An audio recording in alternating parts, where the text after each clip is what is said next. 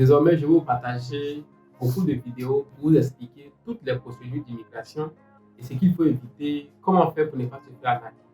Bonsoir, si ça t'intéresse, je t'invite à suivre la vidéo jusqu'à la fin. Je suis Max, je travaille désormais à Rapid, qui est un cabinet de traduction, de formation en langue étrangère et d'assistance en immigration. Donc, pour tout ce qui est question de visa, question de travail à l'extérieur de votre pays, que ce soit que vous êtes en Côte d'Ivoire, vous êtes au Cameroun, vous êtes au Sénégal, vous êtes au Mali, vous êtes au Togo, vous pouvez contacter la gestionnaire de la page ou la gestionnaire du cabinet et ensuite ils vont vous transférer nos coordonnées pour qu'on puisse vous assister dans votre demande. Ça fait 4 ans que j'ai commencé à assister des gens gratuitement.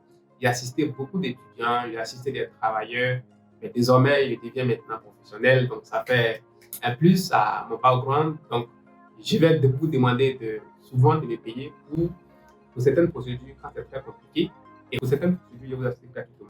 Aujourd'hui, je vais vous parler de ce qu'il faut éviter lorsque vous avez pour rêve de quitter votre pays pour aller travailler dans les pays européens ou les pays asiatiques.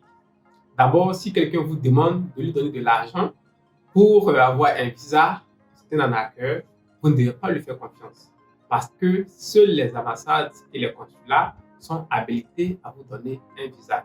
Souvent, d'autres personnes me demandent, mais Max, on m'a demandé de payer 4 millions pour avoir un visa. D'autres me disent aussi qu'il y a une possibilité d'aller travailler à l'extérieur. Mais dans quel pays? En France? Aux États-Unis? Non, ne jouez pas à ce genre d'arnaque, à ce genre de jeu avec les gens qui essaient de vous arnaquer. Ce n'est pas la réalité.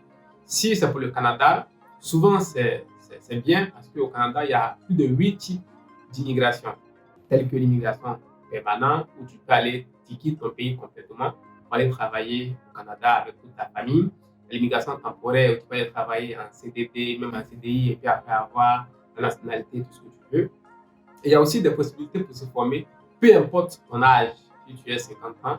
Au Canada, il n'y a pas cette histoire d'âge comme nous, on insiste beaucoup dans nos différents pays africains.